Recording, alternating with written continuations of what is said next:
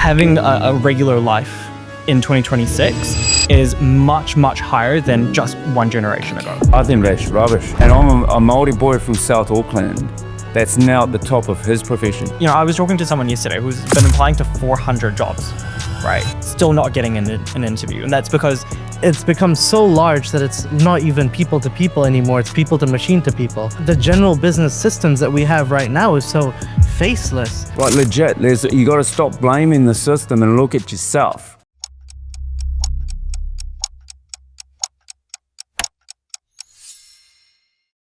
You said it was a waste of time to study poetry. Why would you say that's a waste of time? What are you going to do with it? And like, to write a poem, do you need people to teach you how you feel? Or do you have to sit in the class for 7 years to express your feelings? Or shouldn't like true poets be able to generate them themselves? Do you have to have a certificate to say you can do it? Okay. I agree with some of what you said, but I disagree with some parts. I agree that to be a poet, just comes from the heart, comes from where you write, for example. But I disagree with the area where you say that it's a waste of time, because a degree could be a misconception that we idealize it as a tool, a usability for the future. Could university degrees not just be an area of passion? You're paying to study something you love. Therefore, would it be a waste of time for a poet to study poetry? That's a good point. You know, like if you need help to write a poem, then how good a poet are you? You know? Like, again, if you want to spend your time like that, then that's all good. And if you measure success about being able to put a poem in the right type of grammar, then cool. I'll just challenge how good a poet you are, that you have to sit there to study other people's poetry. I guess.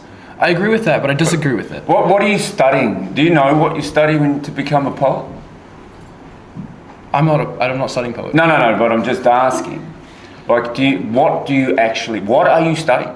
Are you studying somebody telling you how to feel or how to write, or what do you study? I don't know. That was something that I pulled out of the air, right? Mm-hmm. And maybe from my probably lack of academia, I don't know exactly what you study. It's kind of like a good analogy I could use, for example, is trying to give a speech. If you don't know any of the English language and you're trying to give a speech in the English language, and you're really good at speaking, but you don't know any English, you need to study English to be able to speak in the English language as a speech. Well, then why are you giving a speech in English if you don't know English? Speak in your own language. Have passion to. I speak every week. To be poetry. I speak every week. Correct. Like, I don't need to go. I'm not saying to you that if you want to do that and you want to improve yourself, all good. Yeah. But how good of a speaker are you if you can't just speak? Like, I don't know if you've heard of David Lange. Yeah, have you heard of David Lange? Not specifically. Okay. Watch the debate that he did at Oxford or Cambridge. Mm-hmm. He used to be a New Zealand Prime Minister, right? Mm-hmm. Like, very eloquent guy. Winston Peters is probably a good example, right? These are guys who studied law. They're both lawyers. Mm-hmm. And so that's a profession that you need to study. But stuff like poetry and speech making, right, that comes from you. Like, I don't need to do it at an English speaker, like I'm just pointing my way over there, right? That's an imaginary person there. Mm-hmm. But I don't need someone to tell me how to speak correctly. Like, you're saying to me that if you don't understand English, then you need somebody to teach you English. So that's English you're studying, not speech making. So if you're studying a course on how to do a speech, yes, there's ways like you drop a joke here, you drop there. But like to give a speech, I don't think Hitler, that's a bad example, but I don't think Hitler. Hey man, Hans, nice to meet you. Yeah. All right, so I think just breaking down that question, It was, do you like being in school or are you afraid of real life? I think for me, because I graduated high school back in Malaysia and then came over here. And for me, after high school, I didn't have a set career path. I looked up and I was like, what do I do? There's nothing to do. So I picked one of my passions, fitness, and then I went, what can I study from fitness to potentially have a clearer path into a future? Picked exercise science, went to uni, I did that. I actually don't think that a degree is necessary anymore, but I do think that it's given me that like buffer period to be able to decide what I want to do in my future. So I would say, like arguing the point of university is a waste of time. I learned, delayed gratification. I learned how to time manage. I learned how to, like all the things outside of my degree. I learned how to handle finances while still studying. I made a whole network of people within the industry that now I can grow. I learned how to speak, like public speak, for example. As you said, like you don't need someone to teach you that, but you need to experience it. And lived experiences, you get a whole bunch of these lived experiences condensed into 3 years, because that's kind of what uni's structured to do. It's structured to kind of get you ready for the outside world. So majority of 18-year-olds that come into uni, they are completely clueless, and they leave with the tools or like a toolkit in order to start a business, work under someone and then start a business. But it kind of builds that base, for example. Yeah. I mean, hard to argue. Like if you're into fitness, you know what I mean? Sweet as. And like there's been 50-year-old clueless dudes before. But like like I see a lot of people who just go to school and then continue to go to school and then continue to go to school and get degree after degree. Like at some point in time, you got to hit the real life, right? Well, I agree with that. What you do in theory is a lot of times different in actual practice. Yeah. Like I had a 100%. careers night for new guys who have just done their course on Thursday, so we get new possible agents in and have a look. Like 99% of the, I tell them this, 99% of the stuff that you learn in that classroom you will never use. Mm-hmm. But would you take an agent that hasn't done that class and just... Well, we can't. Yeah. So I'm not saying that it's not, and if you find a passion and you need to have a qualification to get that passion, then all good. Mm-hmm. All good. My understanding is that, on this basis, would you be, if you need to have a qualification to do what you want to do, then get your qualification. Yeah. But at one point in time, do you then put that into practice? I see. Do you know what I mean? Like I'm not arguing, like let's get this straight. Like I said, if I'm up in the docks, I need people to look after me with qualifications. So I'm not against qualifications. Okay. Yeah. So that's kind of what we're on from, right? Like universities are sacred institutions. There's a lot of people who waste time there. Yeah, 100%. I would agree with that. Yeah. A lot of student debt that goes offshore. Yeah. So look, I'm not arguing that point. Hi, I'm Matthew. G'day Matthew, how are you, mate? Good, thank you. I think, so if we're talking about the purpose of university, right, there's a few lenses we could look at it. You're right, some people might go there for a passion, and they go to uni just to pursue that passion. And you might say, yeah, they come out of it having achieved nothing, or, what are you going to do with a degree in, let's say, in poetry? But I think the point of university isn't always just to prepare you for real life. It's actually it's a place of academia, right? It's a place of learning, it's a place of research, and it's a place where we're adding knowledge to the world. And I think in the world there are doers and there are thinkers, right? And I think we can't live with without either one. There are doers out there who are absolutely, applying those skills to real life, doing the work, and that's, I would say, equally as important as people who are, you might say, just sitting in a room just thinking about things. But actually, if we didn't have those thinkers, we'd still be in the Stone Age, right? We need people who are aspirational, who are looking, let's say, in physics, right? A lot of new technologies, a lot of new areas are coming out of universities, because that's a place where academia is. And these aren't people who are necessarily going to university with the sole purpose of getting something out of it so they can go out in the real life to do something. And I think that's equally as valid as saying someone who's coming to university doing a vocational degree like engineering and say, yep, I've learned something, I can go and apply that to a real job. So I think there are different lenses you can look into sort of. But I think the ones that what you're talking about, right, physics and all that, they have an end goal. Like, I don't think there's an end goal in physics, really. There's not really a question that they're answering. They're just really trying to expand the knowledge that humans have. Physics built an atomic bomb. Like, it has an end goal. It's a science. Yeah. It's something that's practically going to help mankind. I just challenge you to I don't know. I don't even know what the course is. I saw one thing, they do a degree in Taylor Swift in America. You know what I mean? It was a course. Or whatever it is. Yeah. That's crap. Like that type of stuff. Like if there's a purpose to your teaching, thinkers are great. People who think and come up with creative ideas to solve problems. That's fantastic. The challenge, like a lot of people I see, it's like Carry on. it's Finish like your statement. you know, we sit in the classroom, get them the booze, and have a good time for 7 years. Would you say that it would be better for society to have a university type situation where it works on practical internship type roles rather than theory, where they actually go and talk to the companies and ask what sort of skills would be valuable to learn and then implement that into their coursework?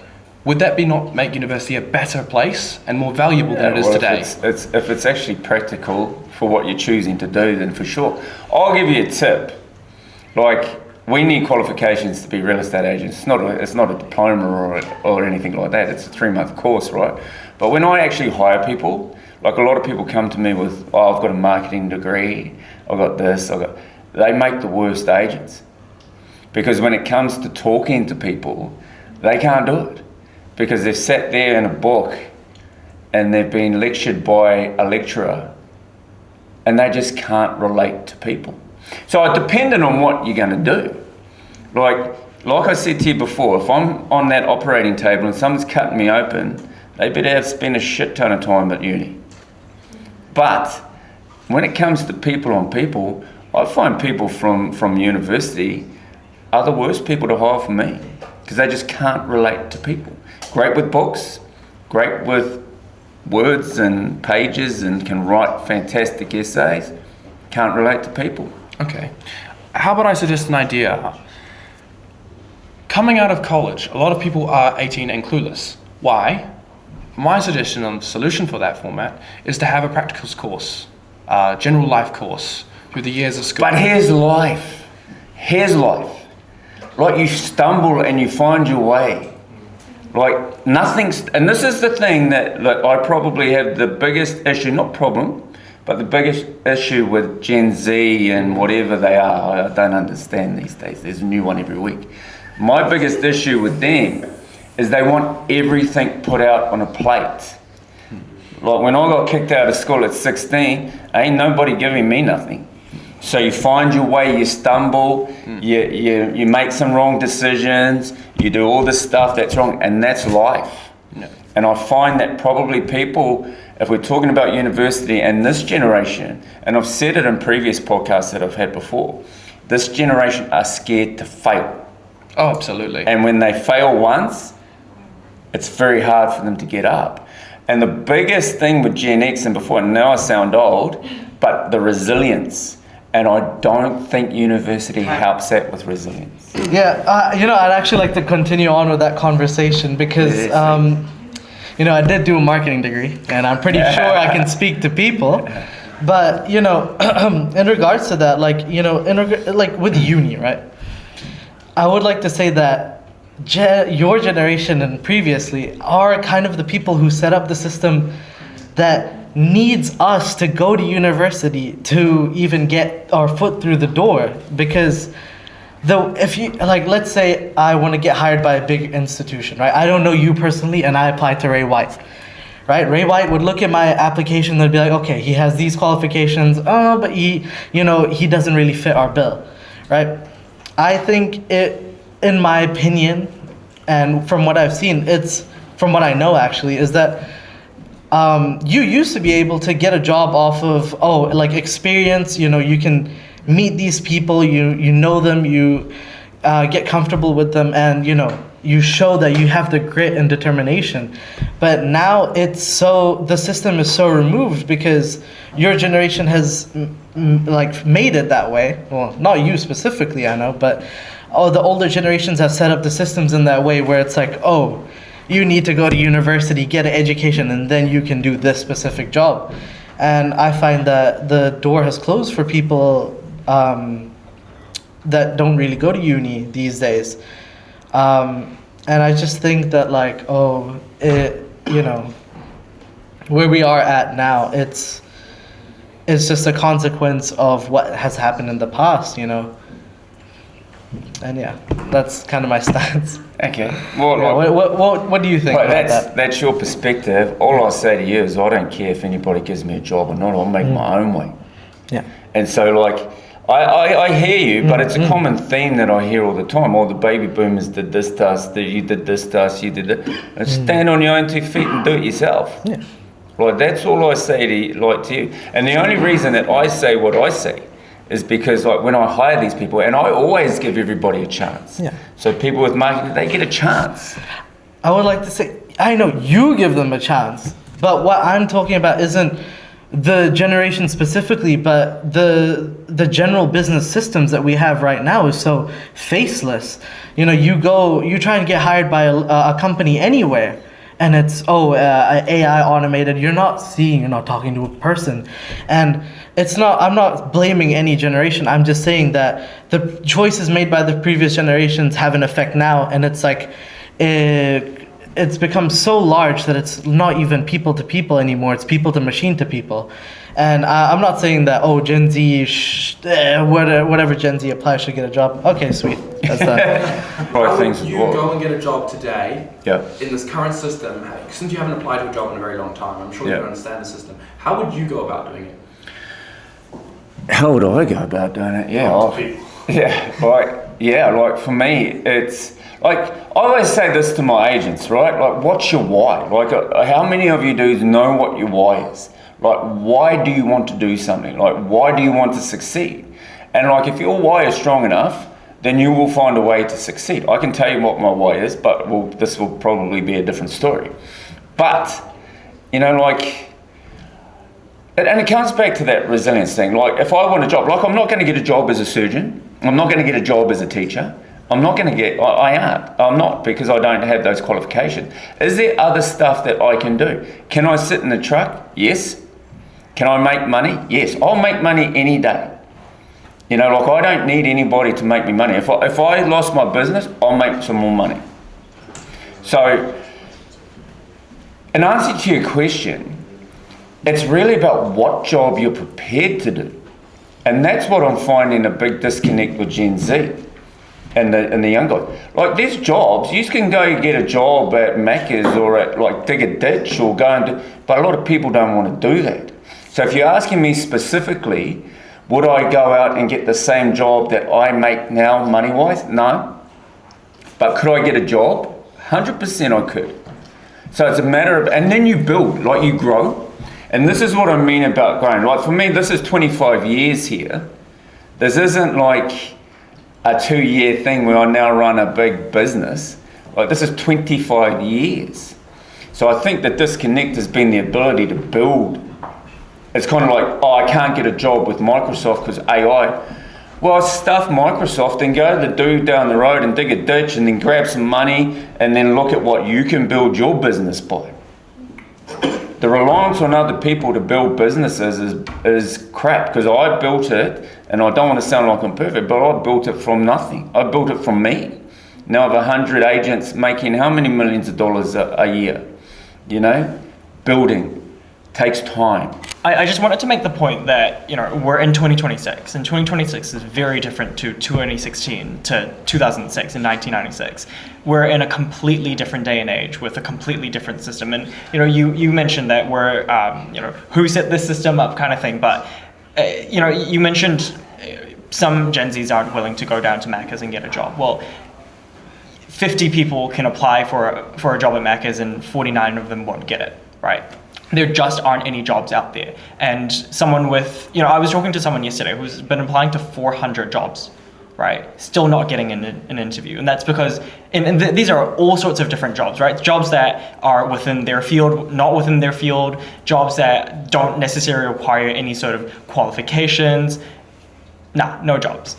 And I think that's just because, you can say, the economy is whatever, but the system is just different. It's difficult to apply learnings that you've taken from when you started to someone now. And I don't really buy this idea that Gen Z aren't resilient, because there's all sorts of research and studies that show that actually, the cost of, having a regular life in 2026 is much, much higher than just one generation ago.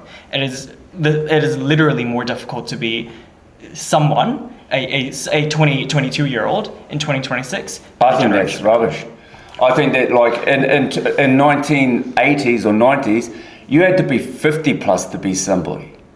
In 2026, with all the tools that you guys have, you can be 18 and be somebody. Like, the world was run by 50, 60, 70-year-old white men. Like, that was the world that I grew up in. And I'm a Māori boy from South Auckland that's now at the top of his profession. So don't tell me that it's easier or harder these days for you to succeed. Because I'll probably challenge you and see how many 20-year-old millionaires in New Zealand. I'll tell you how many were in 1990. None. Right? So like that type of stuff, that's probably what gets me. Because it ain't different. 2026, I've got 2 arms, 2 legs, and a head. So do you. And when you tell me 400 jobs, like how many times did he get on that phone? How many times did he walk into that building and demand to be seen? You know, like how many times do you fight for a job? That's what I talk about resilience. If I lost my income, I can guarantee you I'd have income coming in the next day because I wouldn't sleep. I'd get out there knocking. It's not harder now, and I'm telling you this straight, because as a 51-year-old male that lived in New Zealand in the 80s, it's a shit ton easier now to be successful than it was, because the whole of this country and world was dominated by 50-plus-year-old white dudes. And so if you weren't born a white dude, then that's tough. So I don't buy it. I genuinely don't buy it. There's a difference between sending off 400 emails and online applications to a business than rocking up to that office 10 times to see the boss.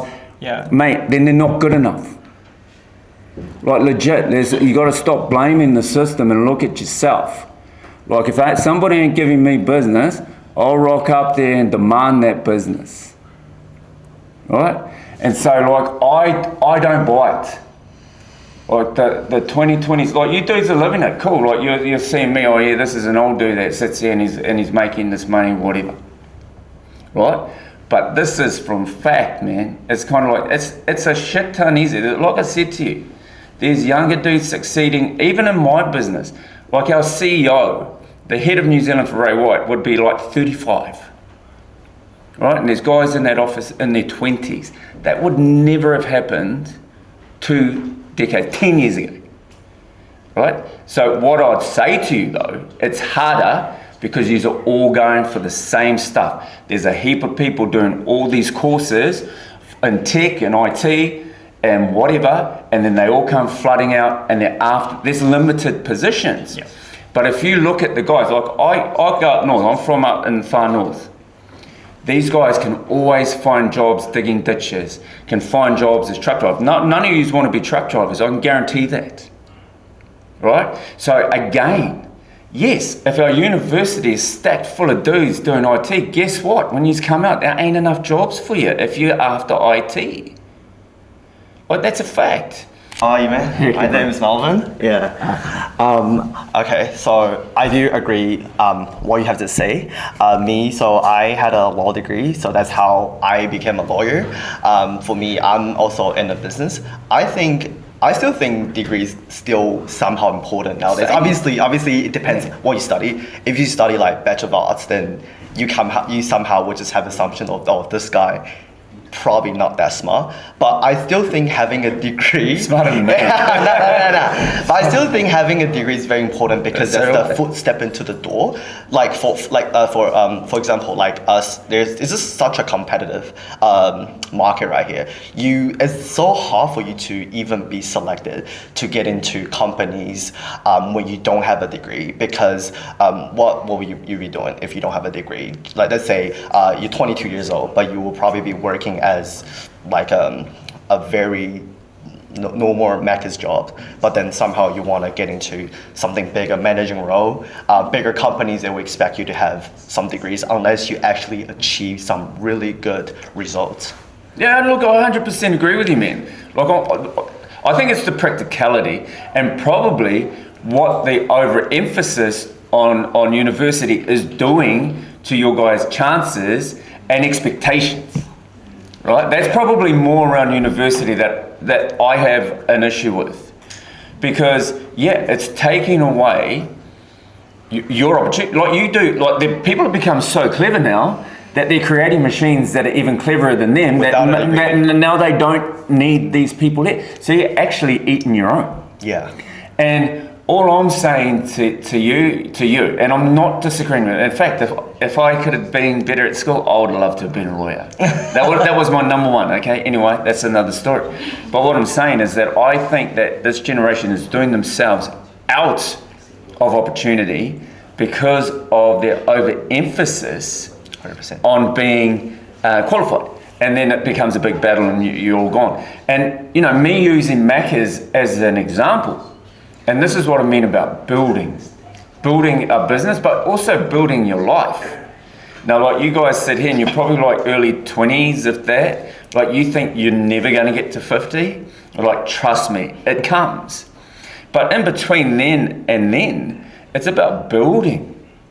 You know, I make this example to my team all the time, my new agents, because my new agents who are like your guys' age are so fixated on I want to make $1 million. Okay, sweet as. But there's a portion between starting and getting there that has to be filled.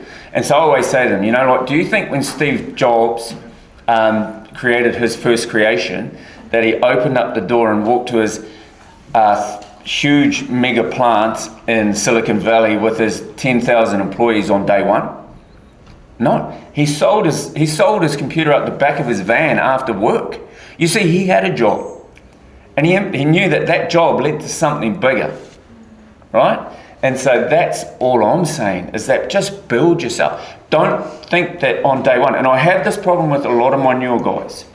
They think that Apple factory and all those employees are there from day one. They're not. Steve Jobs had a job.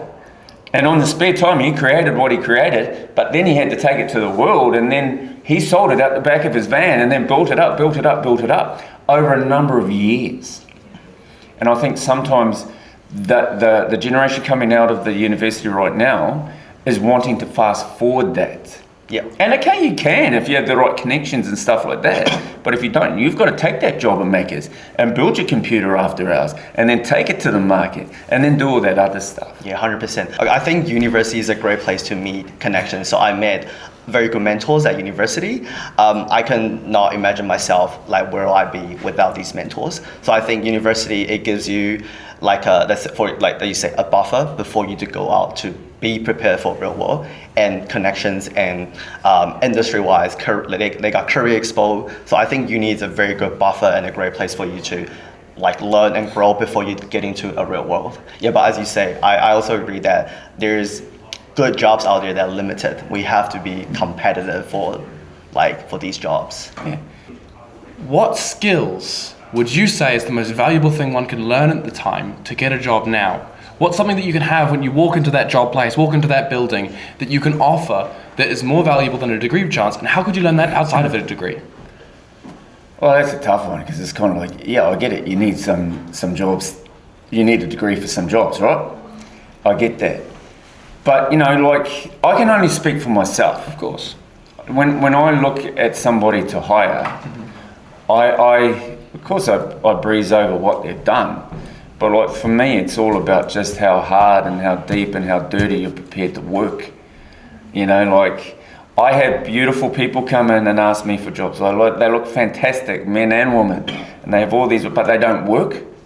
They're not prepared to work, and want to humble themselves to be told what to do. Like I'm just finding that skill is becoming harder and harder to find in younger people. Like the ability to be able to listen, and not like to just say. I'll give you an example. Like I have 4 pillars in real estate. You own the inbox, you own the letterbox, you own the doors, and you own the calls. Right? Very unsexy, very uncool. Every, I would say, person under the age of 25 don't want to do that because it's tough work, a lot of rejection. They hate it, don't want to do it. So they just go straight to Instagram and straight to Facebook to try and shortcut those because they don't want to do the work, fail every time. And so for me, it's just kind of like, okay, for me, all I want to know is And my industry is a little bit different because I'm not cutting people up. I'm not saving the world. I'm not doing that. So you're saying people skills, for example? I'm saying work ethic. Work Like, I ethic. can teach you anything. I can teach you anything. But the only thing I cannot teach people is work ethic. Like, you either have it or you don't. And that's why immigrants to New Zealand, general broad, this is very broad now, could get me into trouble. Yeah. I find that the immigrants to New Zealand, in my profession anyway, they often succeed more and quicker than their New Zealand counterparts. Why? Because they've lived through tougher times. Yeah. And so for them to do work and knock on doors, the hard stuff is easy. You know, so again, it's life experience. And again, that's something you don't get in uni. You know, you're from Malaysia, I'm guessing you're from India or Fiji? Okay, love Fiji. But you know, you're of Indian heritage, right? So you're four parents and you're Middle Eastern? No? You're Indian? No. Oh shit, I'm having bad luck here. Okay, you know what I'm saying. Like, you come here to New Zealand, I'm not going to say for an easier life, but for what could be an education anyways, a better life. But there's been hardships that have been ingrained in these people that you can't get in uni. Yeah. And I think that's probably what you can't get in uni. Thank you very much. Yes, see to head. Okay, yeah, I fully agree about what you say about immigrants because I'm in the immigration business. Okay. So we deal with a lot of different level of immigrants. Some of them are ultra rich, some of them are hardworking, some are just average. So like for me, at least for international students who want to build a life, build a good career in New Zealand at least, I think it's very important for them to go to universities, obviously, because not just policy-wise, because you need to have a student visa to study and work. But it will give them a very good position to build their connections and start expanding. Can I tell you one thing? So how many times, and I've seen this over the years, right? How many times, and I'm just going to, again, broad example, does an Indian guy come over here to study whatever he's studying, works at a mobile gas station, within 10 years' time, that guy's got like 5-6 homes and he owns his own probably 2 gas stations. You know, that was his ticket here, but this is what made him rich. Exactly. You know, it's not what he learned here. Yeah. He learnt through hard work and actual doing it. Yeah. And so at the same time, in that 10, and I've seen this many times, some of my best clients and friends are actually these people there. Like not only Indian, Cambodians, Yeah. Vietnamese, like these, I don't know, like I started my career in South Auckland, right? This is where these people went to. Yeah. And so I'm not kidding you, within 10 years, they now own multiple stations, multiple homes, and they came for the course. Did they really come for the course? I don't know. But they did it by hard work. Yeah. Whilst the same Kiwi who's at uni, who wants to come out to the $500,000 IT job, Yeah. ain't happening. Yeah, because they grow up in the comfort zone. Yeah, because, and they're not prepared to do the hard work. Like, that's real life. Yeah. That's real life, right? And to me, that's the difference between real life and uni. That Kiwi dude who's sitting there demanding that he get, I can't get me a job at $500,000. You know, and like that is legit. And the Indian guy who came over and pumped gas for 12 hours a day whilst he went to a study is now rich. I fully agree. Like, for example, like we have a lot of the clients like that. These are the people, they literally risking their whole life savings. Some of our clients, they sell their houses, bring their kids, bring their wife, come over, build a life here. And it's somehow like if they have to go there like all in, because if they don't, they will have to pack and go home and got nothing left. Like Kiwis, and I'll tell you, I hope my daughter goes to university. Like that's my daughter there, right? She goes to one of New Zealand's top private school just up the road. Cost me probably $50,000 a year to send her there. Right? I hope she does, but I'm actually kind of doing her a disservice at the same time. She will never want for anything. You know, should be more well off when I'm dead. But, you know, like the difference between her and them is stark. And they've succeeded because they work hard, not because they have a degree. I agree. Do you have any advice for those for me, like for my immigrant clients, international students, any advice for them if they want to have a successful life and work industry, whatever, here in New Zealand? Do you have any advice for them? Just work. Just take any job. And this is what I'm saying. Like one job leads to another job, to another job, to another job. If you're good, like if you're here and you're crap, it ain't leading anywhere. If I'm at the top of what I do, right? If I'm crap, I don't get there. So every time you get a position, you go hard out to get the next one, and then the next one, and then you're owning multiple stations. 100%. I fully agree. There are opportunities, there are jobs there, but people are just not willing to. Here's a tip. People will invest. I will invest on people that are worth it. So you wouldn't matter like if it's an international or a Kiwi? Nah. And look, I don't care. If you're worth it, I'll put my money into you. I know I'm getting grilled here. Oh no. Hi. Hi. My name is Okwe. I was just gonna ask, if someone from university, how would you find a difference between someone who went to uni and was successful compared to someone who didn't go to uni and was successful? I don't think there is a difference, because they would have both had to work hard. Like whether you have, every person that I met successful, that's not pretend successful, whose dad hasn't given them anything or whatever, right? Anybody that I've met that's built anything, whether they've got a degree or haven't got a degree, the defining factor between them is that they work hard, and then they continue to work hard. You know, like they don't just get there and then stop working. True. So that's what I said to you before, said to you as a group. Like the one thing that defines everybody is like the work ethic, and the why. Like how they're the same. They're the same. You know, like whether you have a degree or not. Would you tell a uni student that to be successful, they don't necessarily have to go to uni, but they do need some sort of learning? Oh, everybody learns. I learn every day. I learn off like some of my young agents. Like everybody learns. It's just how practical is that learning? True. You know, like your life. If you stop learning, you never stop learning. Some things I wish I could unlearn. That's true. How would you advise someone who goes to uni? How would you advise them to take what they've learned in uni into practical life? It might not necessarily be the personal skills, but like let's say like the academic stuff. What would you tell them going into like the workforce? How would they take that would guarantee them to get a job? That's a tough one, man, because like at the end of the day, everything we do is relationship wise, right? You know, like having a degree, I don't know how you do that because I've never had a degree. I don't even have I left school what we call sixth form, so 1 term into year 12. That's when I left school, so I don't have any, so I don't know how. But what I do is I bring myself. Like, you know, this is me. So if you've got a degree, make sure you keep the personal side of yourself open to growing as well. Don't hide behind that degree as your only thing that you have, or else you're one-dimensional. If you've got a degree and you've got a personality and you have an ability to listen and solve people's problems, then you're multi-dimensional. Okay?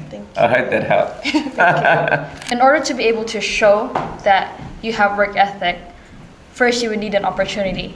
So how would you go about like finding those opportunities in the current job market right now? Like I say, I don't know if it's always practical because I haven't applied for a job in, 30 years, right? So I don't know how you apply for jobs. But, you know, if it was me, like I think showing in your desire to have that job, like I've got a young Malaysian guy. Who was a Malaysian guy before? Yeah. I've got a young Malaysian guy that I didn't think, Sammy Chong, like I didn't think that he was going to be any good. That was just my, you know, a couple of times I've met him. But the guy hounded me. Like he legit hounded me. Because I tried to fob him off. Like I stopped replying to his texts, didn't answer his calls. But he kept coming. And then that showed me, like his persistence, but also that showed me he had work ethic. And guess what? Sammy Chong is out there knocking doors every day, what I want him to do. Sammy Chong is listening to what I tell him to do. You know, there's probably your actions that can help show what that is. You know? So I'm hearing persistence. Do you think that's applicable to most companies? Because I feel like that can also translate in a bad way where some companies would be annoyed with like people who's always like going into them even though there's already a rejection. Well, what's worse? You get another rejection. This is what I mean about failure, right? People are scared to failure. I've got a quick formula for you, right? Yeah. This is one I teach my agents. Factor A's times factor B's will equal the results. Mm-hmm. Anybody know what that formula is? Okay, factor A is everything you can control. Factor B is everything you cannot control. And how you focus on either of those two will end the result. So if your factor A is that I'm going to be determined and keep ringing them, then you'll get some sort of result. Factor B is you cannot influence how they're going to reply to you. But if you consider that, if your focus is on that B, you will never ring them. Therefore, your result will be bad. What you can control is in the dialogue and how you approach them. That factor A there can influence the factor B because you're not concentrating on that factor B. So in the example that I gave you, I'd rejected Sammy, and most people would just go, oh yeah, no, this like click. He don't want me. But he didn't focus on what I wanted. He focused on what he wanted. And then what he sent me and the persistence that influenced me in the end, and the result was I gave him a job. You know, a lot of people just go, oh, I've had a rejection, that's it, I won't ring them back. And guess what? The rejection's still there. And so if you just can just focus on what you can do and the result you want, and don't worry about what's going to come back, it can influence the result. Fair. I actually do agree with you. It's really inspiring to have this kind of conversation with you, especially someone who's already established in the industry. Because as uni students, I feel like we also have a wall between us and the real world. So having this kind of conversation really opens up the possibilities out there, and that it's not so doomed for us. And I think that's the point that I try to make. Is like, yeah, what you see in between those four walls, like it's fantastic. Like, man, if that's what turns you on, that's what turns you on. I hated school. I went there for lunch and the chicks. Like, that was basically it. And so, you know, like if that's what you want to do, that's all good. You go for it. But at some point, you're going to have to step up. And so to dip your toes whilst you're still in there is good for you. Because like I say, the only way you learn to fight is get punched in the nose. And that's coming, trust me. You'll get punched plenty of times. But focus on your fact A's, you'll be all good. Yep, I appreciate that. Thank you so much. Jamie. It's nice talking to you. It's not really a question or opposition, but I'm just kind of curious now, like, what is your why? And what was probably, I guess to say, the most pivotal moment in becoming successful? Because I know it's not going to be overnight, but I feel like, because for me, like, my goal or my future now is not exercise science anymore. It's media and videography. It's a passion I kind of picked up. But because of my visa, I can't freelance or I can't own a business. So therefore, I'm employed. And I kind of just growing my skills. And one way to do that for me is free shoots. You know, so I do free shoots here, free shoots there, and I have a big portfolio so that ideally, when I can legally own a business or I can freelance, I have that. But what is that one pivotal moment or your why as to... Yeah, finding your why is the whole crux. Mm-hmm. And I think like a lot of times we're pre-programmed on what we should have whys, what our whys should be, I mean. Yeah. You know, like we're told, you know, we should own a house, we should get married, we should have kids, and like all that stuff is great. But and that was when I said, I want to own a house. Yeah. Well, you know, do I really? Yeah, but that's what everybody tells us we should do, right? Own a house. Then you have kids, and it's like, I should do it for the kids. Yeah. Well, guess what? You're still going to have a bed at night, regardless of, even if it's with your parents. Yeah. Your kids are still going to eat every day. Right, we live in New Zealand. That's guaranteed. So does that drive me enough to get rejection after rejection and want to succeed? No. So you dig deep. And then you find what turns you on. And I can still remember it. Like we had a guy that was our number one agent for New Zealand, and he walked into the room, Indian guy, and basically had like a whole Bollywood production that was being filmed for TV. And I looked at him and I was like, man, I want that. You know, and so don't be afraid to dig deep into your ego. And don't be, because if you keep it to yourself. So my whole thing was from that day, I wanted to be number one. And I wanted to walk into a room and have people like look at me and go, oh, that's you know, and as shallow as that is, that's what drove me to keep knocking. So you've got to like even dig deep. And your mind will tell you, well, that's not really a good why to have. But it's the why that drove me. Why do you think people swim across or travel in boats like 100 deep with like no motor through oceans? You know, to get away from the crap where they're living. Like, that's the deep why. And so they weren't sitting there thinking, oh, you know, my why is I want to get a Gucci watch. They're like, far out, I want to survive and I want my kids to survive. Like, those are whys. So you got to dig deep, man. And even if it's egotistical like me, that's what drove me. That's why it's like 10 o'clock at night and still writing deals.